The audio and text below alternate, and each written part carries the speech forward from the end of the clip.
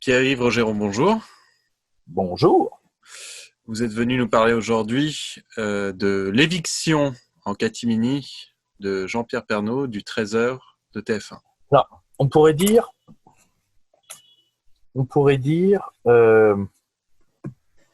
c'est pas un sujet important. Si, c'est un sujet important. C'est un sujet important parce qu'il faut jamais oublier que Pernaut, c'était ce qu'il était, et on va revenir sur les obligeances de sa charge. Mais c'était un journaliste qui aimait la France des régions, qui aimait Marseille, qui aimait les Landes, qui aimait la braderie de Lille, etc. Et, et c'est ça la France. D'accord ? C'est pas que ça, c'est immense la France. Mais lui, il aimait la France. Voilà, ça transpirait de sa personne. Et je pense que c'est ça qu'on a voulu.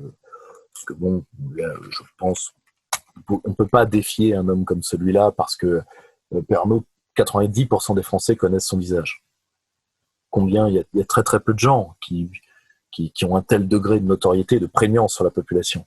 Mais justement, le fait qu'on disait qu'il était mou, qu'il faisait pas assez de politique, qu'on disait qu'il était de tous les bords politiques à la fois, ça prouve qu'il faisait bien son boulot. Parce que quand vous êtes le patron des JT de TF1 de 13h et de 20h, c'est-à-dire de la plus grande messe politique quotidienne des Français, en termes d'audience, eh bien vous devez essayer d'être le plus représentatif et donc d'un côté le plus plat possible. Et il l'était tout en faisant la France qu'il aime, parce que tout simplement, il n'avait pas, peut-être n'était-il pas l'homme idoine, mais en tout cas, il avait pas les moyens de faire du journaliste de grande investigation. Enfin, faut voir ce que c'est TF1. TF1 déjà, et particulièrement depuis les années Les Moujottes, ça a été les premiers, France Télévisions a bien, avec Delphine Arnault entre autres, a bien suivi, a décrété que le téléspectateur est un con par construction. Et donc, il faut lui servir sa dose de conneries quotidienne. C'est-à-dire, grosso modo, voilà, il faut que déverser un égout dans le salon des gens. Bah, Pernaut, il n'a pas tout à fait ça. Il n'est pas anodin que l'un des plus informes, que l'un des plus abjects à l'avoir insulté pendant des années fut Laurent Ruquier.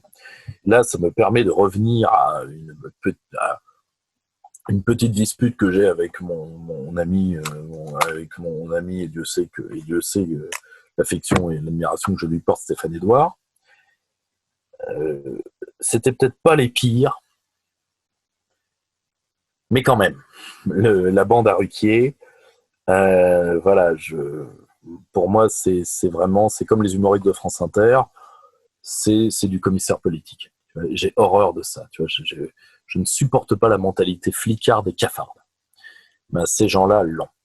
Ils l'avaient face à un mec qui, voilà, quand ça a vraiment trop déconné au moment du confinement, lui, au moins, ben, il a dit une chose qui, je pense d'ailleurs, a scellé sa séparation définitive avec TF1.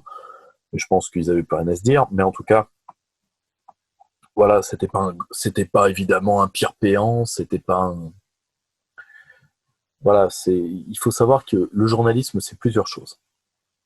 Et parmi elles, il y a le fait d'être la voix ou le porte-parole de la France vis-à-vis d'elle-même, service télévisuel intérieur, et la voix du service extérieur de la France, donc ce que doit être France 24, où là, il faut être encore plus représentatif et encore plus professionnel, parce que c'est la voix de la France à l'étranger.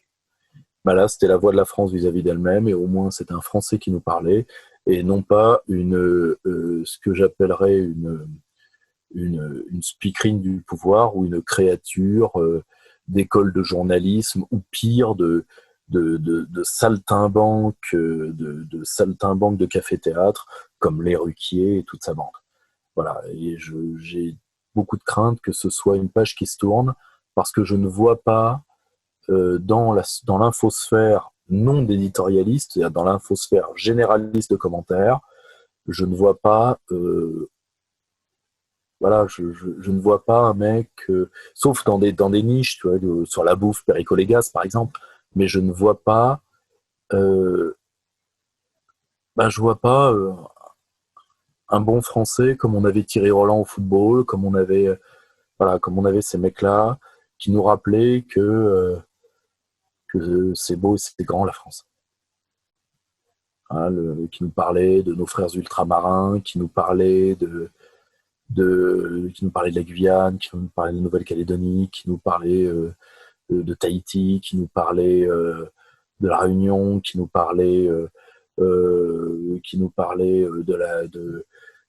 la Corse, qui nous parlait du bocage normand, qui nous parlait de la Bretagne, qui nous parlait des monts d'Auvergne, tu vois, qui nous parlait des vins d'Alsace, etc., etc. Alors certes, c'est pas du grand journalisme,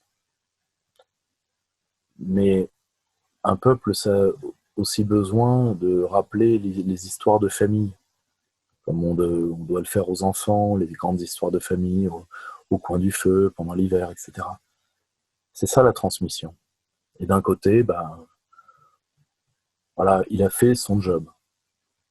Et je crains que ceux qui lui succèdent soient un énième crachat particulièrement pour la France périphérique, qu'il défendait et qu'il aimait, ça lui a coûté suffisamment pour qu'on puisse au moins lui reconnaître ça, et qui va être encore, voilà, ça va être l'arrivée encore de la génération En Marche, quoi, c'est-à-dire